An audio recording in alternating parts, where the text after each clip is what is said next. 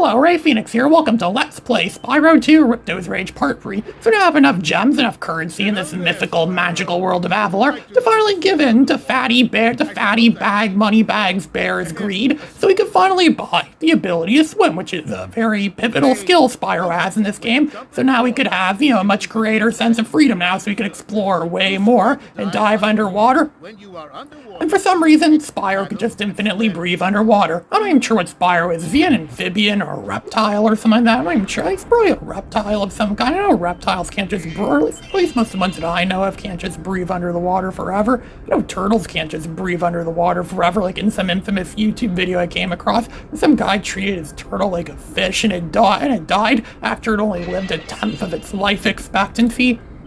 Now you could just normally swim. You press and hold the X button, Spyro will just slowly swim, or you could just charge for everything, which I think is a lot faster. Spyro doesn't have any kind of stamina or anything like that in this game, so it doesn't really make much of a difference at all if you're charging or if you're charging or if you're not charging. Well, it actually does because you'd be ramming into stuff, but it's actually a lot faster than too, which would be better for speedrunners. Imagine speedrunners just hold onto the square button and just leave it. And would just hold on to the square button, just leave it on, or maybe they might have like a turbo controller or something that happens, so it's the square button is constantly pressed, so they can run through the game at extremely fast speeds. I never actually watched any, at least I don't recall watching any speedruns on these games.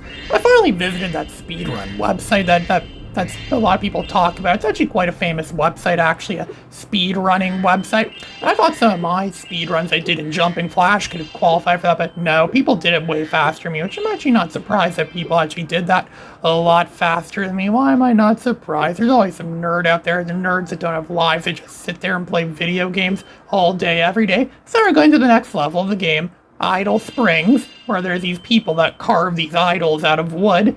I don't know what the purpose of carving that wood for. Are they like, I don't know, is it some sort of merchandising I sell? I go to stores sometimes where I see weird things people carve. And I know indigenous people in Australia do that a lot, where they carve, where they make like wooden statues and they take and walk around to random places and sell them. And they usually go into like retail stores or restaurants and usually get booted out by the management afterwards.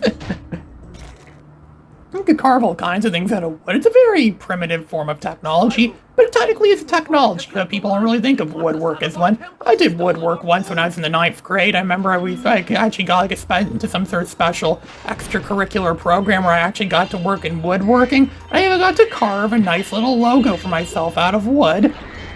Yeah, I thought that was nice. Those are nice days. I'm glad I never got my thumb cut off, which I've heard people have supposedly done that for because their thumbs cut off the bandsaw and scroll saw.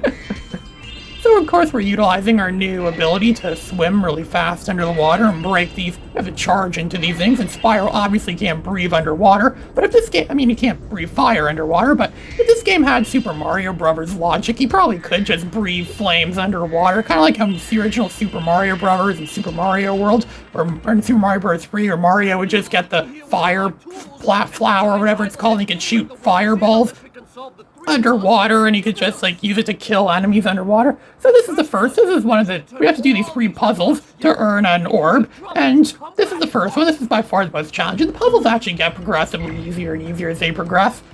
This one's actually very challenging. I'm still doing this today the same way I always did this as a kid. The 2 next to it become lit up when you hit one of them. You hit one of them and it's light, or if they're already lit up, it'll make them unlit. So it's trying to solve, this insane puzzle. I usually just do this the same way I've always done this as a kid. I just mess around with this, and eventually, you'll get it eventually. It may take several hours, it may take 5 hours or more, but it's a nice way to fall asleep if you have like sleep problems or stuff like that. It's a nice way to fall asleep. It's like trying to solve the Rubik's Cube. It's almost like my attempts at solving the Rubik's Cube. To this day, I've still never successfully solved the puzzle that is the Rubik's Cube. I'm sure a lot of people have done it, it's like an easy thing, but for me it would just be like sitting there for 5 hours watching me solve the Rubik's Cube. I doubt anyone would ever want to watch that. I mean, some people might. I mean, if you like dull stuff, you probably like to watch someone attempt that.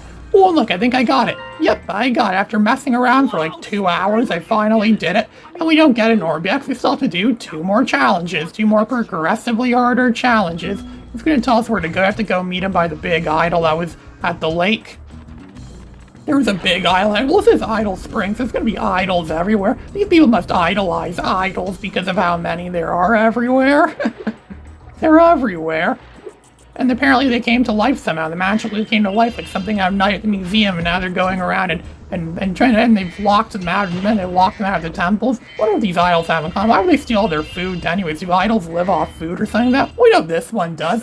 This one is a fish one where you have to fry the fish, and you have to use a flame breath and throw the fish in there. He likes every color of fish except for red fish. This is almost like the whack-a-mole game they have at Chuck E. Cheese's, where you have to hit the ones that are the correct ones, but don't accidentally hit the ones that are incorrect or something like that. It's much like a whack-a-mole game, only it's with just simply... I'm pretty sure I saw a game at Chuck E. Cheese that was like this once. It was called Chuck E.'s Fish or something, or Chuck E.'s Fishies or something like that, or I don't think it was actually like this. But I know Chuck E. Cheese had their own unique games. In fact, that's what mostly Chuck E. Cheese is nowadays. But after what I've seen at retro arcades in Australia, I think Chuck E. Cheese is wrong for thinking that modern kids don't like classic games and all they like is just stupid stuff or the kinds of stuff they watch on their iPad for free. I think they're wrong. I think today's kids could be more cunning than some people realize. Some people say they are the future, or are they?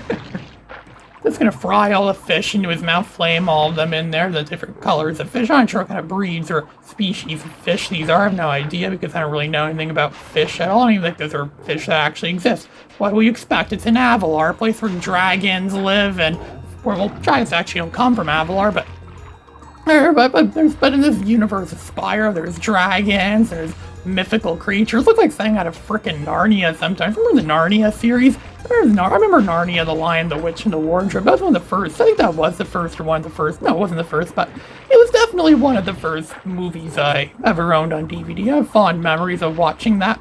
On my Windows XP computer, the Dell Dimension 9150 that ran Windows XP, it had DVD drives in it, which was a really big deal. Just a few days ago, I mentioned in the last video that I watch DVDs on my computer now, which is something that almost no one ever thinks to do anymore these days. I wonder if it's possible to connect an optical disc drive to a phone, and to a smartphone, use it to watch DVDs on your smartphone, or do something from a disc on your smartphone. That'd be, I don't think that's something anyone would actually do. I did do something similar to that, though, once when someone actually installed Windows 3.1 on a phone using actual floppy disks. He had to connect a floppy drive to his phone and put so many floppy disks in to install Windows 3.1 onto his phone.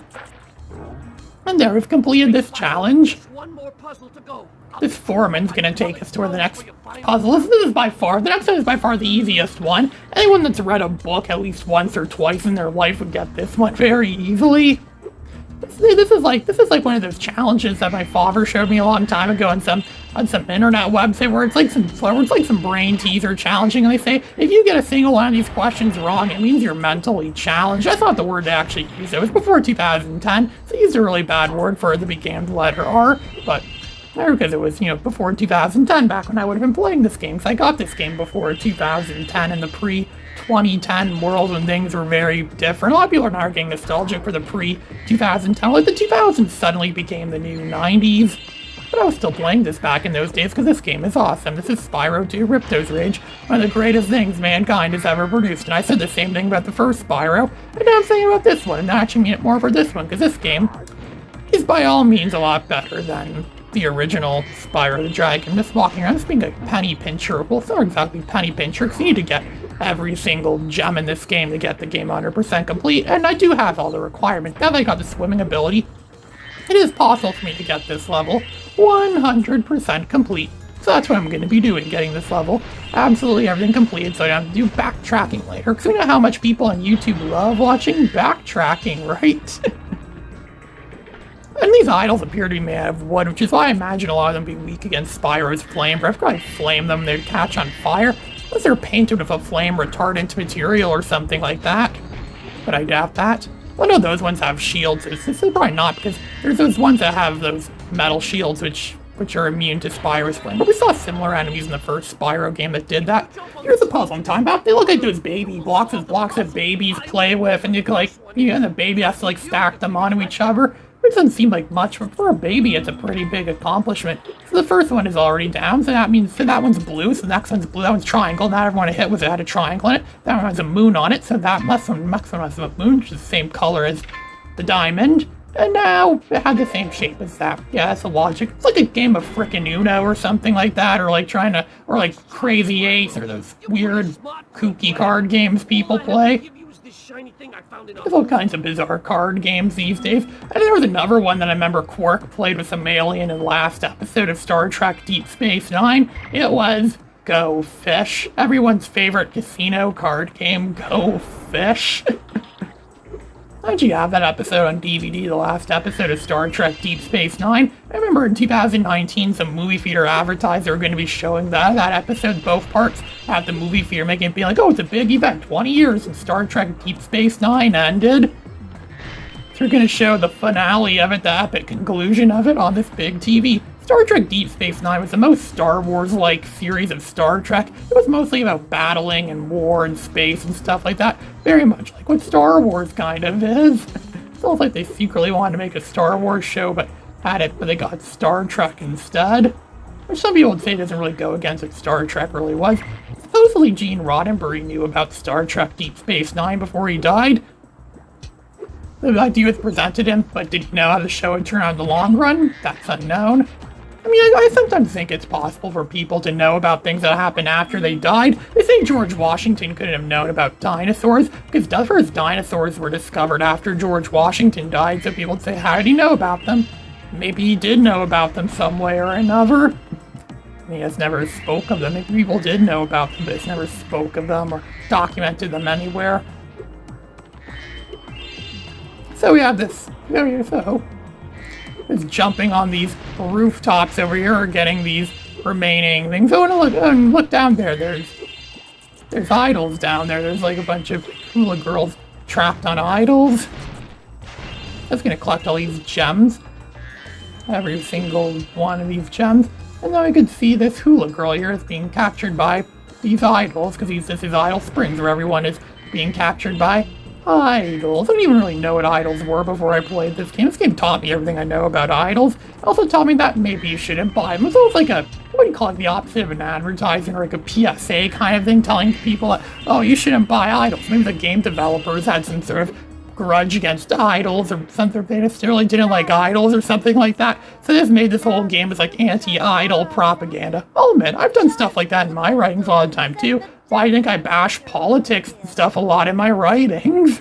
I think a lot of people do. It's actually not that uncommon of a thing. It's like putting some sort of like subliminal message in the game. And I like to use a D-pad for this saving, because I find that the D-pad is more precise, and it's actually easier to get Spyro to move more precisely.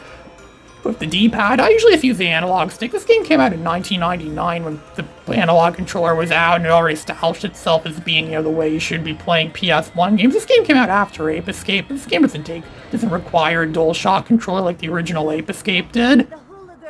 Because Ape Escape is one of the few PS1 games I know of that does require the use of a DualShock controller. But Spyro really should be played with a DualShock controller if you can. Otherwise, your thumb would get really sore. You might have an impression of a